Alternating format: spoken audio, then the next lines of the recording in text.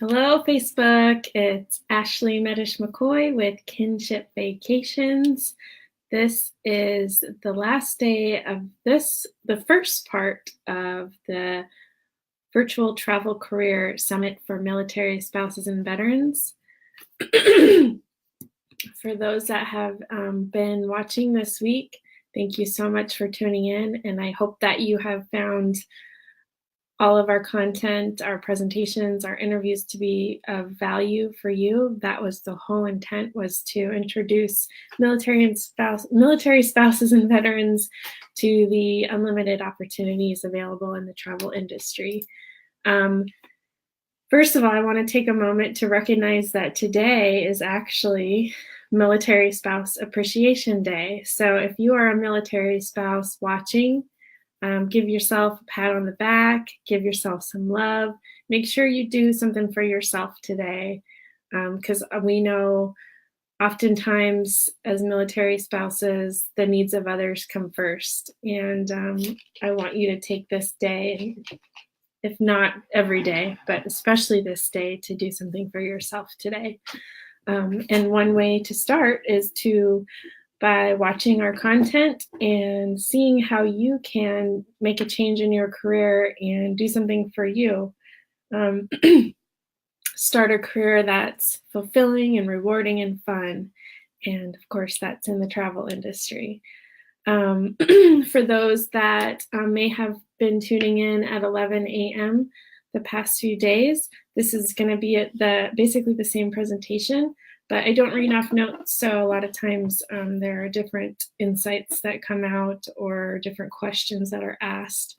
So feel free to continue watching. And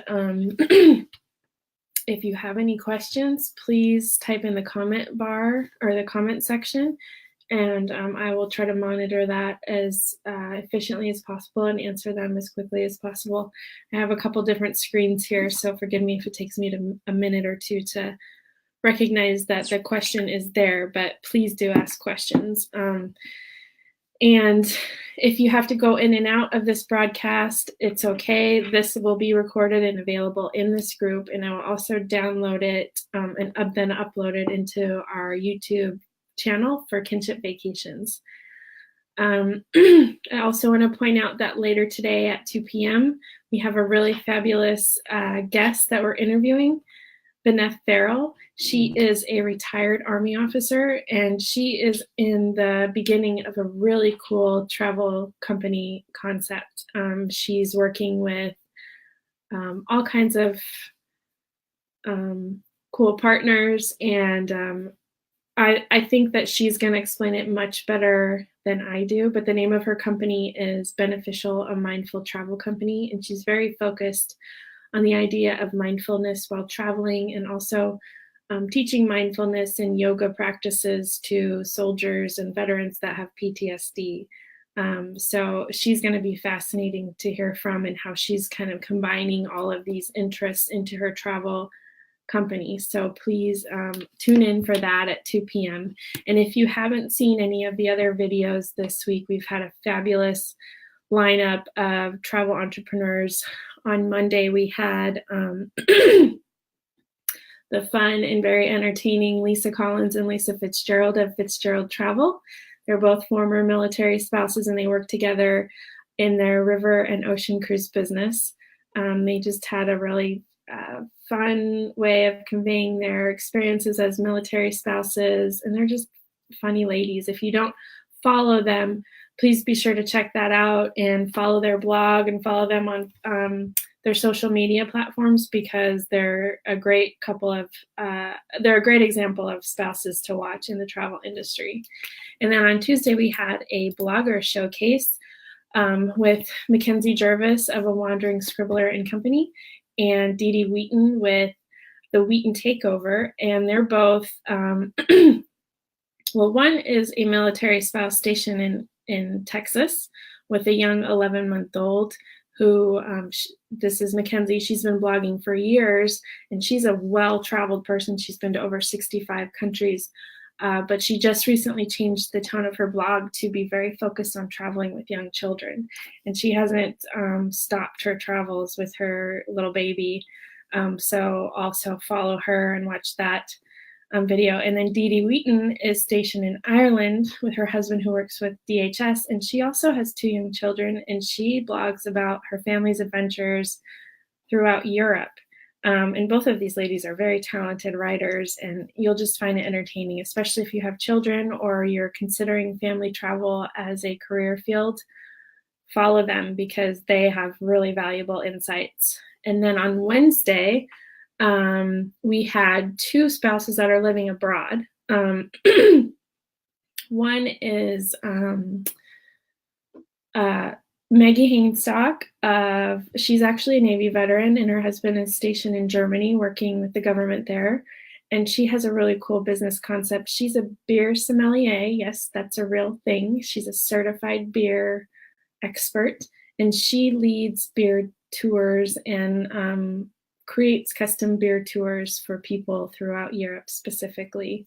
She lived in the UK before she lived in Germany, so she has a lot of beer knowledge in Europe. And she was really cool to watch because she had very practical tips about starting a business overseas with the additional challenges when it comes to like work visas and working on the base and dealing with local government. So if that's something that you think you might have to deal with in the future or are dealing with now, I encourage you to watch that.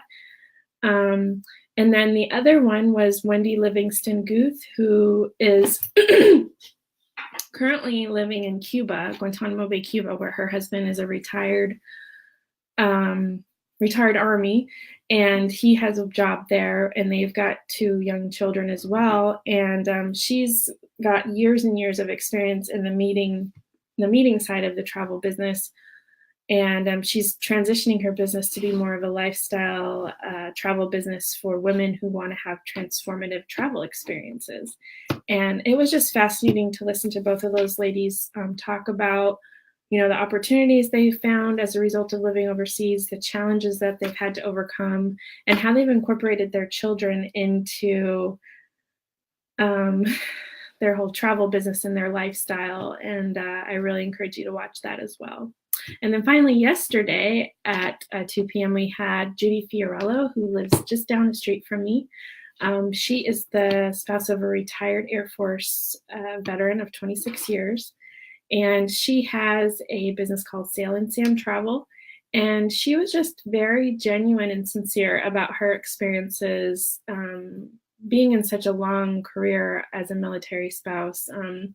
The winds and twists that her career had to take, and how she kind of kept coming back to travel. And then finally, as they settled down here, she was able to really focus her career on travel. Even though throughout her years moving around, she tried it.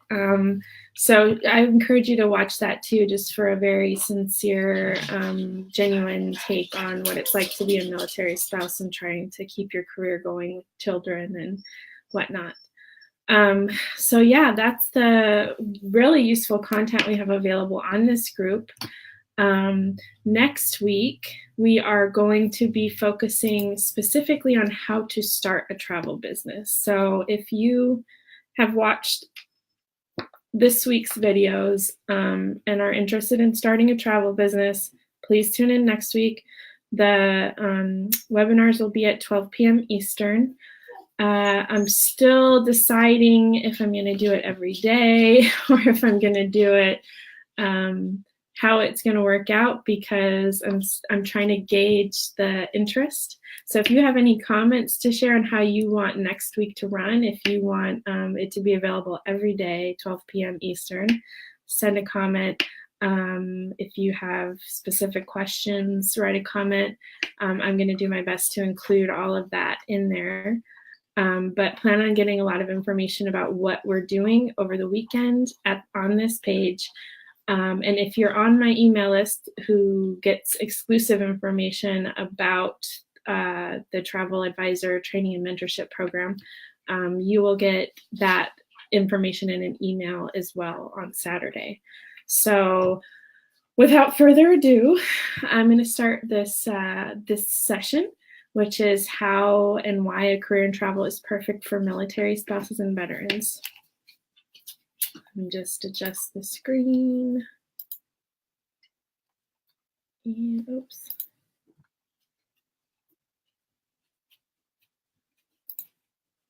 Here we go. All right, let me just double check, make sure we're showing up all right.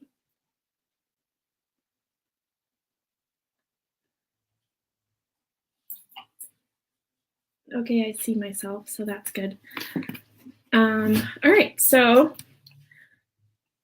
why and how a career in travel is perfect for military spouses and veterans. Here's what we're going to talk about today. I say I'll try to stay organized. I stay pretty organized. After having done this is the 5th time I've done it this week. I stay pretty organized, but I will say, like I said, I don't use notes. So every time I get to a slide, you'll probably hear a different story than if you watched it yesterday. So, but first I'm going to talk to you about my story, which is just to highlight how I got to where I am today and why I'm qualified to even discuss this with you. Next, I'm going to talk about some statistics relating to military spouses' employments, which I call staggering because, and you'll see why, it's upsetting and I get upset about it. So that's a part of why I'm here. I want to change that. And then we'll talk about why those statistics exist, like what are the real reasons for those statistics. And then finally, I'm going to flip it and not be so negative. And I'm going to give you a really great solution for overcoming the issue with military spouse employment.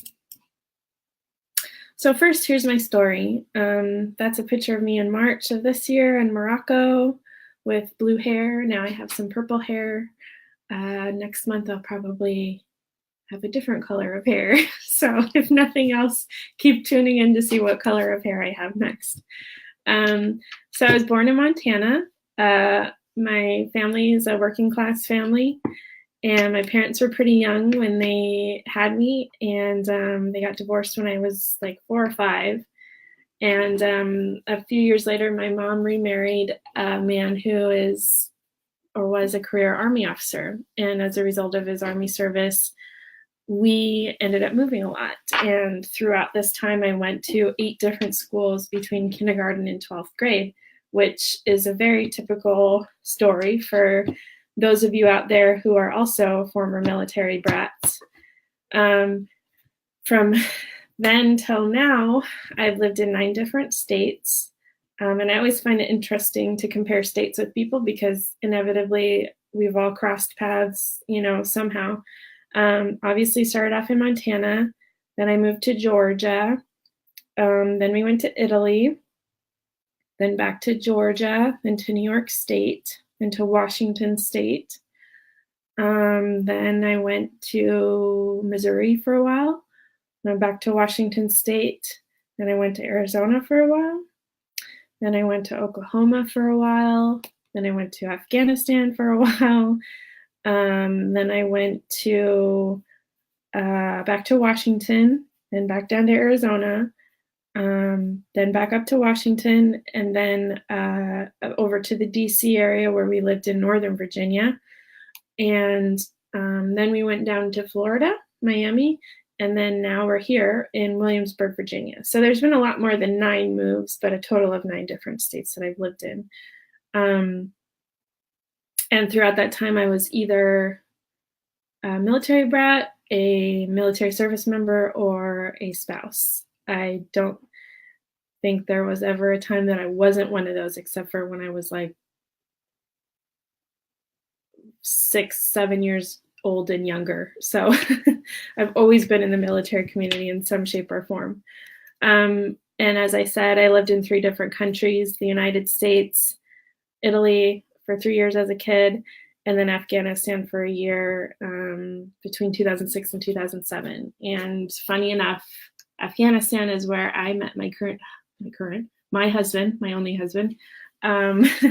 He is a great man, and Afghanistan's not traditionally very romantic, but in this case, it turned out to be strangely romantic, I guess. So, and then in the middle of all that, I got a degree in art history from the University of Washington, where I was also doing ROTC. And when I finished that, I commissioned as a military intelligence officer in the National Guard. Pretty much right after that, I went and did my training and then went right to Afghanistan. So that's kind of when that happened. I served total in the reserve component about 10 years. When I finally decided to leave the Army, I got a master's in business administration from the George Washington University. And at that same time, the Army selected my husband to do a graduate degree at the same school. He got his in public administration. This was 2011 to 2013, so we were living in the DC area at that time, getting our master's degrees. And I was getting ready to transition out of the military for the first time. Right when we were graduating, I found out I was pregnant, which was great because we wanted to be. And my husband found out we were moving to Miami, Florida. So we moved to Florida, and contrary to what is typically advised, in that when you're in a full-time MBA program, you should be getting a job right out of it. And that's when you start. Because of the move and because of the pregnancy, I put off the actual job search for quite a while, and ended up that I didn't start looking for work until my daughter was about 6 or 7 months old. I stayed at home with her that time. First, I wanted to be open to the idea of being a stay-at-home mom with her, and also when they're that young, it's really hard not to.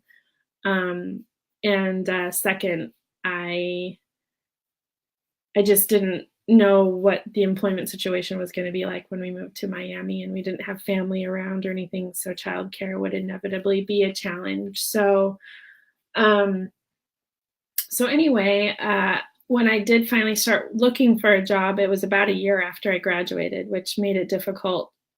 One, because to explain a year gap after getting an MBA is difficult when talking with HR people. And two, I didn't have a network in Miami. I was a stay-at-home mom, which in hindsight, I probably should have been networking with other stay-at-home moms and at least having a personal network. But to be perfectly honest, I did deal with postpartum depression, and that was a rough period in my life.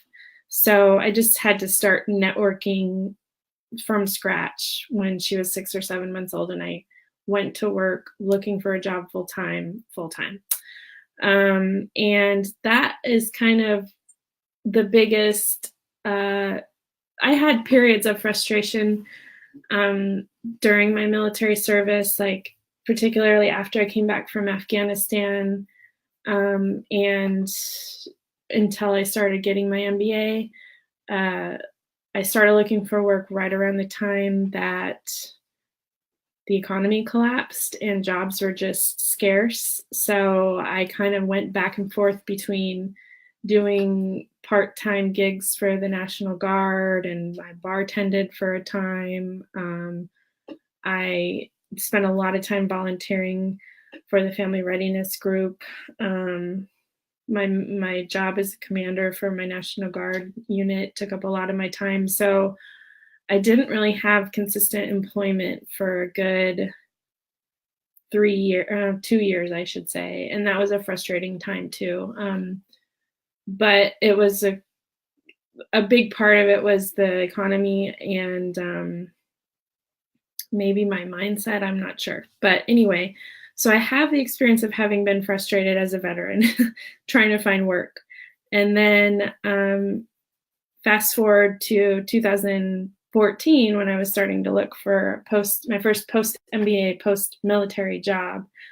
Of course, having accumulated about $70,000 of student loan debts, I wanted to get a good paying job. I wanted a job that would be equal to the level of education I had attained and the skills I had acquired as a result of being an officer. I got out as a captain in the Army. I had managed, over 100 soldiers in a combat zone. I had huge responsibilities. And so I wanted something that would be worthy of my skills and my educational background. So normally when you talk to recruiters, they say to expect it to take a month for every $10,000 to $20,000 that you want to earn. And I was looking for close to six figures. So I guess I was lucky in the sense that it took me 3 months to get a job, but I was like doing a job search full time. I put my daughter in daycare just so I could do the job search. And I was using every trick I could, networking online with LinkedIn, getting connected with local people who might show me where to go, using my alumni associations, using military connections, going to job fairs. I did everything I could. And one of the things that sticks out in my mind is I went to a job fair in Miami, and I was talking with all the recruiters there, and I went to the UPS booth because I had seen online that they had some like management level operations positions and things like that, which I felt like I was very qualified for, having handled the logistics for over 120 soldiers in Afghanistan who were spread out throughout the country, and then also having focused partly on operations in my MBA program. So I show this guy my resume and I tell him what I'm looking for and blah, blah, blah. And he says, "Oh, well, it looks like you should apply for a job to be a UPS driver." And I'm thinking, are you serious? Like, I did not accumulate $70,000 worth of MBA student loan debt so that I could go be a UPS driver. You certainly don't need that for that. And I mean, not that there's anything wrong with being a UPS driver, but I had gotten to the point where I was going to be somewhat picky about what job I took. And I don't think a UPS driver requires a graduate degree, let alone a bachelor's degree. So that was a very demoralizing experience. I'm pretty sure I went home and cried that day and was just very frustrated. But it was very telling of the lack of knowledge in the civilian world about what means what. And I had spent a lot of time translating my military skills into civilian language. I mean, I worked extensively with my business school program to do that. Like that, a big part of business school is just getting you ready for those jobs and those interviews. And I mean, my resume had passed the litmus test of the career department there and whatnot, but still this person just didn't understand how to translate my skills. And but I just think it's a common problem. I think maybe whenever you mention military experience, their automatic thought is like, oh, well, this person would be really great at being a security guard, or this person would be really great at driving a truck, because I guess they just assume that everybody over there is being a security guard or driving a truck. I don't know, not that I never did any of that stuff, but anyway, it really brought a lot of awareness to me in terms of the civil military divide. And that's also part of why I'm on this life path, is I want to continue the dialogue with society and show that military spouses and veterans have so much to offer, and we're not this weird alien population that people can't connect with. I want to make sure that we're out there and we're, we don't need to be like thanked and praised and whatnot, but we just want to be a part of society like everybody else. And we want them to not look at us like we have three heads. So anyway, so there was that experience. And then eventually I did get a job. I found a job that I really thought was perfect for me. And I worked my butt off to get it. I used every trick up my sleeve and then more. So if there's any transitioning veterans out there, or spouses for that matter, that want to hear kind of the tricks I used specifically with LinkedIn to get that job, feel free to reach out to me.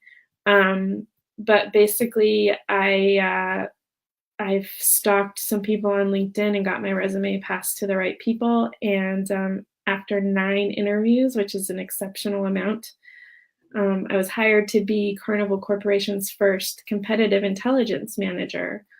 And for those that may not know, competitive intelligence is basically identifying opportunities and threats for the company that you work for in the industry that they operate in order to help the company stay and maintain their competitive advantage in the marketplace. So for me, working for Carnival Corporation, also, if you don't know this, Carnival Corporation is the world's largest cruise conglomerate. Carnival owns Carnival Cruise Line, Princess Cruises, Holland America, Seabourn, Cunard, AIDA, Costa, P&O UK, P&O Australia, and the former Fathom Cruise Lines. Between all of those, they have over 100 ships, which in terms of how many passengers they carry is 50% of the world's cruise capacity. So they're a monster in the cruise world, and even so in the travel industry at whole. So my job was to start this competitive intelligence program to keep them ahead of the competition. And Carnival's competition is everyone in the travel marketplace, whether it's cruise lines or hoteliers or all-inclusives or tour operators, because of their sheer size and their desire to convert non-cruisers to cruisers. So it was like a perfect combination of my military intelligence experience and my master's in business administration. And I really did like the job. When I was doing what I thought a person should be doing in that role, and they kind of let me form the program how I wanted it to be, I loved it. But like with all jobs, you have a boss and your boss has requirements. And, this comes to problem number one with me, is that I'm not huge into authority. So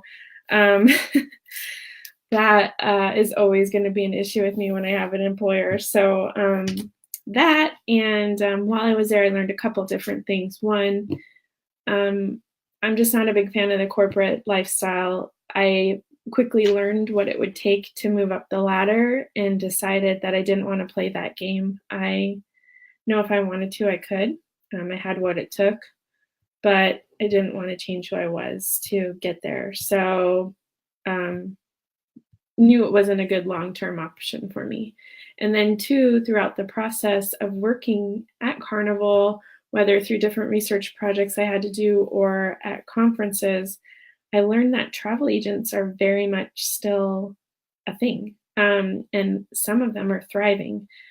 And because before that, I just kind of looked at them as something that didn't exist anymore. And why would anybody do that when there's the Expedias of the world? But the more I learned about it, the more I realized that they actually have a really cool job. And then finally, with the impending realization that we would have to move soon, not knowing where the Army would move us, but at some point I was probably going to have to leave my job with Carnival, because even though they do have some friendly teleworking arrangements, there was no guarantee that that would be something they'd consider. So I had to start thinking of a plan. And the fact that my husband is extremely good at his job and loves what he does, I know we're going to be in the Army at least until he can retire, which is about 5 years from now. So I had to decide, well, if I'm going to have something for me, which I clearly want something for me, I'm going to have to take this into my own hands. And the fact that I don't like authority, and sometimes I feel like I'm underemployed, underutilized, maybe I should just be my own boss. So thus came the realization that I was going to start my own travel business. So that's kind of where it started. Other than that, I have a 4-year-old daughter, like I mentioned. She's super smart, super busy, um, just amazing, and like any mom would say, amazing and frustrating all at once. And I have her in daycare preschool because she's very extroverted and busy, and she enjoys having that kind of environment. Whereas if I had her at home, I probably wouldn't get any work done. I also have 2 big dogs. We will always have dogs in this household. If I had my way, I'd probably have like 20 dogs. And then obviously I love to travel. Growing up and traveling all over the world, when we lived in Italy as a kid, we would go up to Germany, Austria, Switzerland, quite a bit. We obviously traveled throughout Italy. We went to Turkey for a day just to shop. We went to Spain, Slovenia for a day. Like, we did so much fun stuff that I don't think I could ever go back to not loving to travel after that experience. And then finally, I want to work. When I was at home with my daughter when she was first born, that was the first time I'd ever like not had something outside of the home to work towards, whether it was work or education or military pursuits. And that was a really hard time for me. Um, so I know that for me to be happy, and in turn for my family to be happy and my daughter to have a positive role model, I needed to have a career. Um, and then what that leads to is it is hard to have a career as a military spouse and even as a veteran sometimes. So that's my story. And I want to take it up a notch to a high level overview of what other military spouses are experiencing in terms of employment. And I'm just going to take a moment to check if there are any questions or comments. I want to make sure I don't miss any. Aw, my mom said, oh, that wasn't on this. My mom said she loves me. Questions or comments? Okay. None yet. All right, no problem. So if you look at number 1, well, first of all, this is coming from a survey that was conducted by a foundation called Hiring Our Heroes. And it's an organization that was championed by Michelle Obama and Jill Biden. And then after that administration left the White House, Ivanka has taken up the torch, Ivanka Trump. And this study was published last July. And Ivanka did a series of like press events to highlight awareness to this issue and partner with civilian partners. And currently there's still legislation being proposed to enable military spouses to more easily get employment. And actually the Trump administration announced an executive order the day before yesterday, I believe, that aims to make it easier for military spouses to be considered for federal positions. So I know that there are still measures being taken at the national level to get military spouses into jobs. So I think that's great. And the other thing that I'm trying to accomplish, though, is to do it through a grassroots effort. I'm trying to do it from the bottom up. They can do it from the top down. So that's why I'm here. But anyway, to describe what is going on at a bird's eye level, bird's eye view, if you look at number 1 right now, military spouse unemployment is 16% versus the US general population. So our unemployment rate as military spouses is 4 times as high as the US general population. Problematic, of course. And then if you look at number 2, 88% of military spouses have some amount of post-high school education. So this ranges anything from like certificate level, some college courses, all the way up to, MDs, JDs, PhDs, anything in that range. And that's compared to 59% of the general population having that amount of post-high school education. And one of the things that could explain this is that there are some great programs out there like my CAA that provides scholarships for military spouses to get educated and obtain a certificate or a degree. The other thing is that service members are able to transfer their GI Bills to their spouses. So part of it could be that there are more resources made available for military spouses to get education. But it still doesn't make it okay that we're a more highly educated branch of the US population, yet we're much more unemployed than the rest of the US population. And then finally, if you look at number 3, we're almost 5 times underemployed versus the US general population. And what underemployment means is a few things. One, it could mean that you're working part-time, but you want to work full-time. The other is that you're not getting paid as much as you feel like you should be. And the other is that you're working in a job with less responsibility or lower skills than you have. So, and actually that number 60% ranges somewhere between 50 and 70%. But I would venture to guess for all of these figures, probably even in terms of the US general population, that these, and most statisticians will agree with this, but the numbers are probably actually higher because a lot of people that try to enter the workforce and don't succeed over time end up just giving up. And so they just don't participate in these surveys or don't say that they are trying to look for work. So there's probably a lot higher degree of people who would like to work but have given up or feel like they're underemployed but just don't think they can get higher level employment. So if you're like me, you think this is ridiculous, right? So here's why this is happening, and I think most of us know this.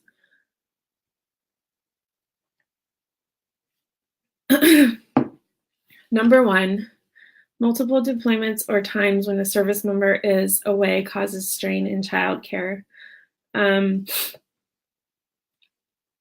Excuse me, there's a lot of pollen in the air these days.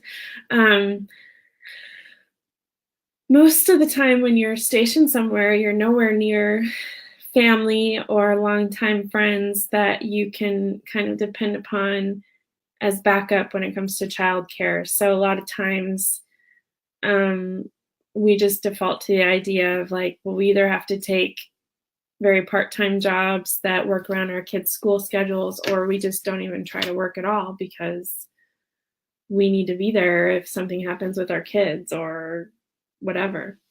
Number 2, frequent PCSs, sometimes with little to no notice. Sometimes a PCS is so short, there's no time to get a job. So I think most service branches try to give us about 3 to 6 month notice before they send us somewhere new.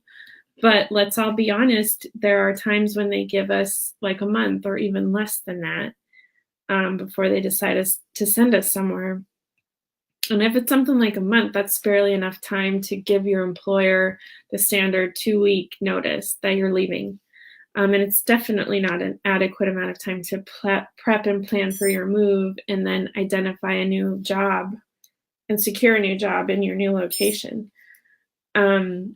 So that inevitably leads to employment gaps.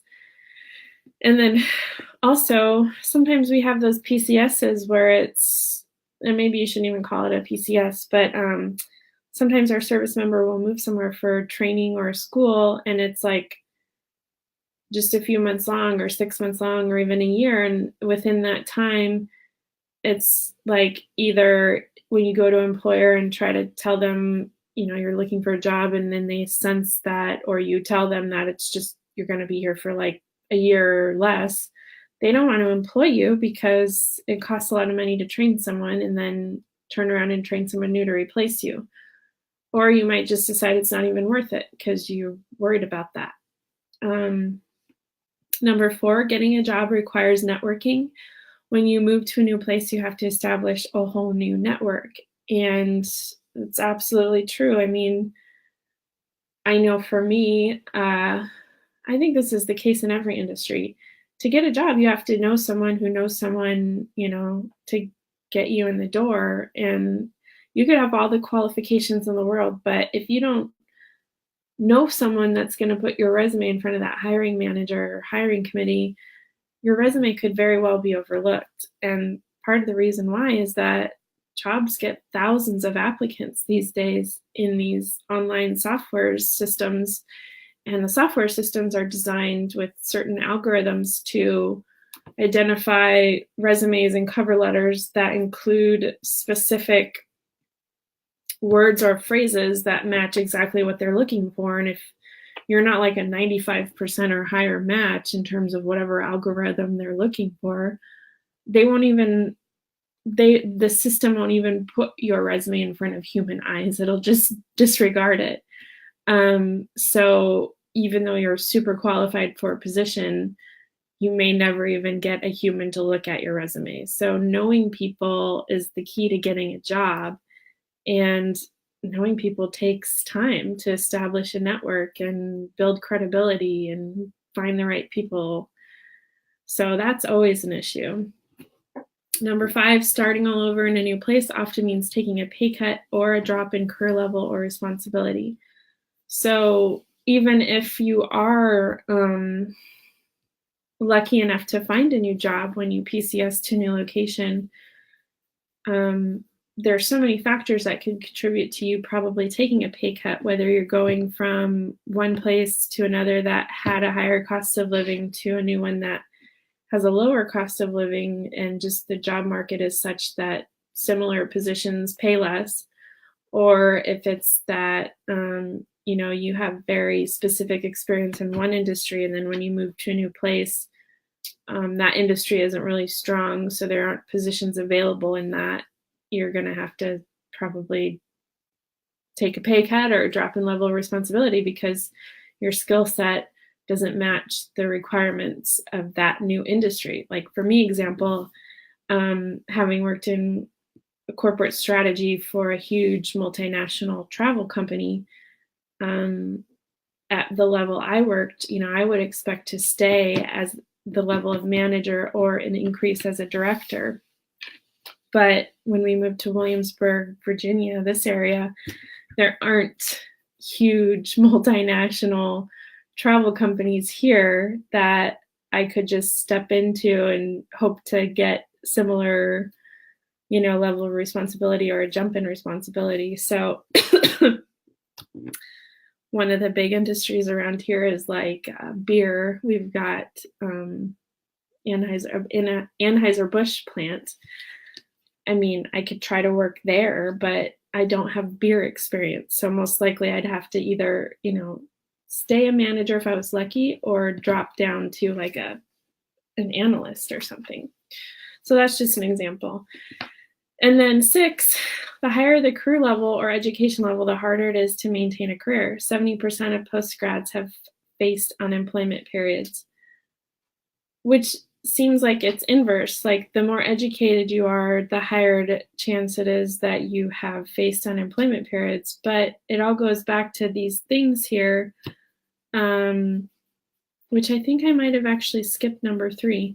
Military bases are usually located in rural areas, especially Army bases, which are in the middle of nowhere typically. But if you're a patent lawyer, a patent and trade lawyer, and you go to St. Roberts, Missouri, right outside of Fort Leonard Wood, chances are if you are gonna be able to practice law, you're gonna have to practice something more general like family law instead of being able to continue your expertise level in patent and trade, which inevitably will lead to a pay decrease and possible frustration that, you have to totally change your focus in law. So aside from those reasons, which are backed up by the study that Hiring Our Heroes did, these are the other things that I hear or have experienced myself. Number 1, it's too temporary. Employers don't want to hire me because they know I'll move in a year or 2. This is a very real concern. And the reason why a lot of military spouses they take pains to not include the fact that they're a military spouse in their application process and their interview, because they're afraid that employers won't want to hire them. which is ironic too, because there's employers out there that say they want to hire military spouses. So it's kind of a catch-22. And then not flexible. With my service member schedule, I need a flexible work situation. Particularly for people that have children, if your service member works crazy hours or is away, you're oftentimes a solo parent, and if Johnny gets sick at school, you have to be able to leave work and go pick up Johnny and take him home. Or even if you don't have kids, if there's a pipe that broke in your house, you have to be able to leave work to go let the contractor in to fix it. And some work situations are just not okay with that. Childcare is costly. I can't find affordable childcare. It's not like you have family or longtime friends that live near you, most likely. So you're probably going to have to pay someone to take care of your children. And many times the cost of doing that is like high enough to where the amount of money you'd be making in your job is, barely enough to cover it. So a lot of people just decide not to work. Too many gaps. How am I supposed to explain all the gaps in my resume? Oh, excuse me. Like I said, there's a lot of pollen here. Too many gaps. So kind of like we talked about how there's a lot of unemployment periods in everybody's resume, or maybe you lived overseas and there just was no jobs there. I mean, we inevitably all have gaps in our resume as a result of being a military spouse, or even as a veteran, especially if you're in the reserve component, going back and forth from deployments and activation periods. Having your resume in front of an HR manager, or even maybe one of those sophisticated software systems, sometimes they just automatically sort out anybody who has gaps because they have so many resumes and they have to use something to differentiate the candidates. So you may not even get considered because you have a gap, even though, you'd love to be able to explain that in an interview, you may not get the interview. Can't transfer a license. For people that work in professions that have state or federal required licenses to operate, there's still issues out there being able to move from state to state and operate. There's been legislation movements to improve that, and I think some of them have been successful, but it's still an issue. And then finally, what's the point? If you think of all these issues that we talked about, you might just give up.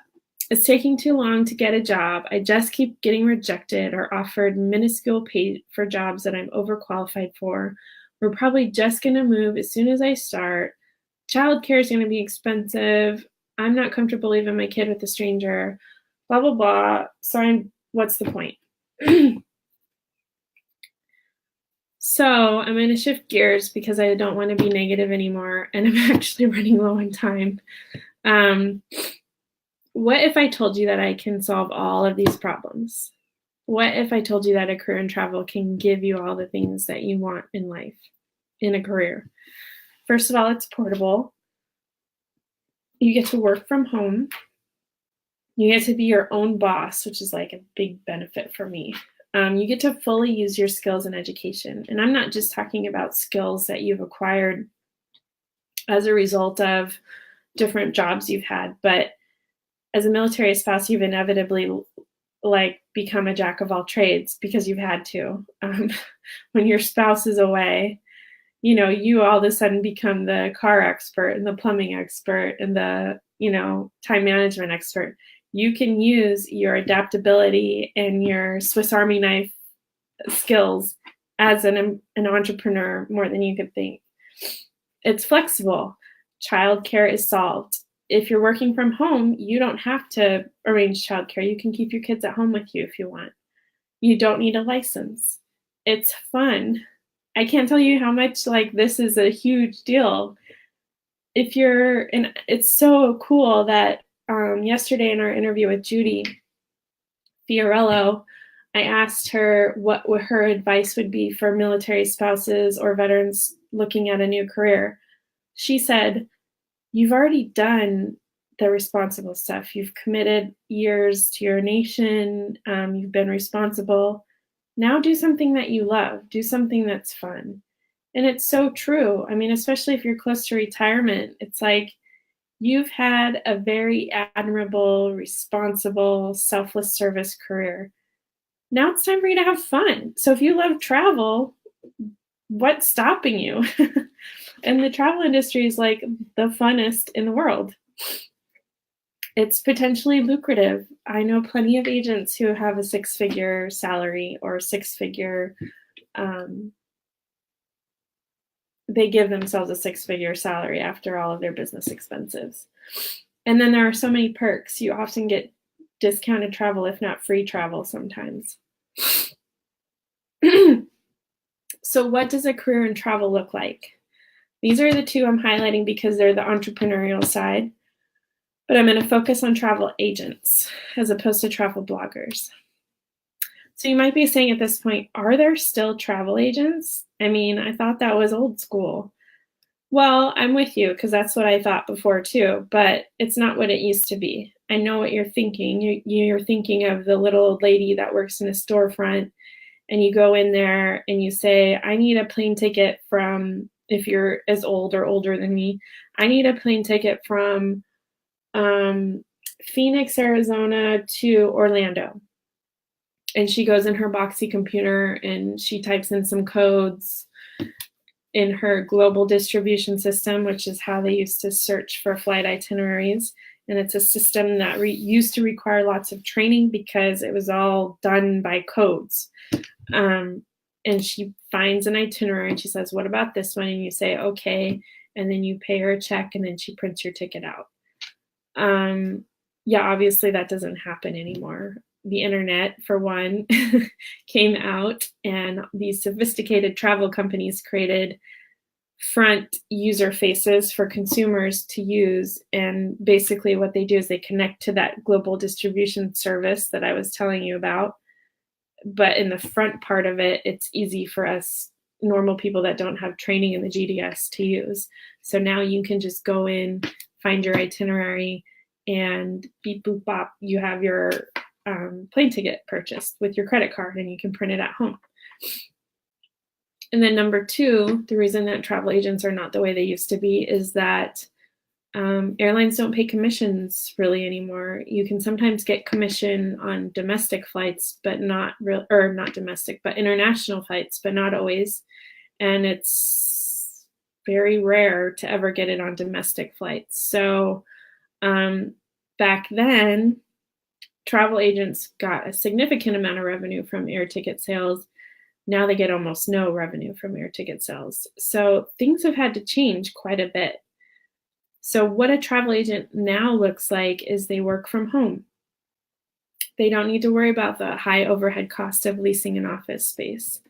They have flexible lifestyles, which is perfect because they travel for research all the time. They're tech savvy. A lot of their stuff is marketing online, particularly Facebook and Instagram, and email marketing. So they, so one, I forget what I was going to say, but anyway, with that, they're living the laptop lifestyle. They can take their work anywhere they go. And finally, they're travel experts. This is what really distinguishes the old travel agent from the new travel agent. Instead of being an order taker like the little old lady and just typing in things that you say you want, we have customers that come to us and say, I want to surprise my wife for her 50th birthday. I'm thinking Italy. I want it to be a combination of romantic with food and art and wine. Give me something really special. And so we take the time to get to know that client and their wants and their needs. And if so, we can make it a surprise. It's a very concierge level boutique service. It's not the way it used to be. And there's so many options out there in terms of travel that we know we have the defining or the discerning eye to understand what experience is going to be better for this client than another. And so you don't have to be overwhelmed by the amount of information out there. And because we've developed relationships with travel suppliers and been there because we've researched the locations, you can be guaranteed to get a great experience. We're adaptable and lifelong learners. I think this goes with the idea of people that love to travel probably just love to continue to learn. It just makes sense. And then we travel as much or as little as we want because one of the great perks is that most of our travel is you can use as a tax write-off. So if you've been listening to that description, did you think the same way I did, that that actually sounds quite a bit like a military spouse or a veteran? Because by nature of their lifestyle, they're flexible, adaptable, well-traveled, lifelong learners, and tech savvy. And I'm talking tech savvy like you're on Facebook right now, you use email. That's how tech savvy you really need to be. And they need work that is flexible, allows the option to work from home, and portable wherever the military sends them. You might have some misgivings at this point, and I'm going to run through them very quickly because I'm running out of time. You might be saying, I have no experience. Well, you don't need experience. If you love to travel and have an entrepreneurial drive, you're in, because there's so many training opportunities out there for new agents. There's certification programs. They're not necessary, but it's not a problem. You're not alone, and there's communities that can help you. No license. You don't need a license in the US. Like I said, there's certification problems out there. If it makes you feel comfortable, great, do it. But a client most likely isn't going to know the difference between the fact that you have a certification from the Travel Institute versus not having one at all. You might be saying, well, I'm not a business person. Well, if you think of the stories of the most successful entrepreneurs out there, most of them were not business people. They just started up with a great idea and inspired action, and then they found themselves a mentor or a coach or a supportive community, and that's really what led them to their success. And that's what I'm here for, to coach and mentor you. And I have a wide community of people that, like the people that I've interviewed this week, that are here to help you find your success as well. Military spouses might be particularly concerned about this. It's not a network marketing company. There are travel MLMs out there, but my company, Kinship Vacations, is not one of them. And none of the people I've interviewed this week are. I don't recommend working for one of them. So no worries about home parties or pressure to recruit people. You might be saying, well, I'm not tech savvy, but I can tell you, if you're watching me on Facebook and you've used email before, you've got what it takes to start. And again, there's so much training out there and a supportive community that you can learn what you need to learn. And finally, as with all entrepreneurial ventures, it's scary. I know starting a business is scary, but once you start doing it, it's amazing, empowering, it's fun, your income is limitless, and it's better for you in the long term with regards to your military lifestyle. And once you're your own boss, you'll never want to go back to answering someone else's needs. Other ways to travel business solves your problems. No more bosses, no more interviews, no more asking awkward questions in interviews. You get to take vacation whenever you want. During block leave, it's going to be no problem to take vacation. You get discounts on travel and a sense of belonging in a warm, fun community.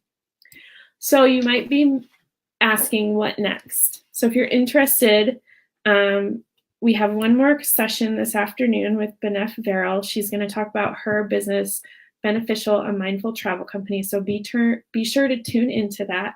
And then if you haven't seen the other videos we had this week, watch them. They're all recorded on this page. I really encourage you to do that. And then finally, tune in next week where we're going to talk specifically about how you can start your own travel business. Those will be broadcast at 12 p.m. Eastern on this page as well. And I'll share information about that this weekend. And if you want exclusive information about opportunities that I'm going to provide for people to start their own travel business and shortening the learning curve quite a bit, please sign up to the link that I'm providing right here. And then I'll also write it in the comments after this, so you can just click on it. Trying to think if there's anything else. No, just review the videos and keep in touch with us, and feel free to reach out if you have any questions.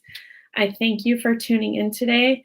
Please share this information with any military spouses or veterans that you know that might benefit from it. And don't just limit it to military spouses either. There's a lot of people out there with similar challenges and lifestyles, like spouses of State Department officials, FBI, DHS, all kinds of stuff that people like live overseas and move a lot and tend to travel. So please share it with those people that you know as well. Happy Military Spouse Appreciation Day for those that are military spouses. And thank you so much for keeping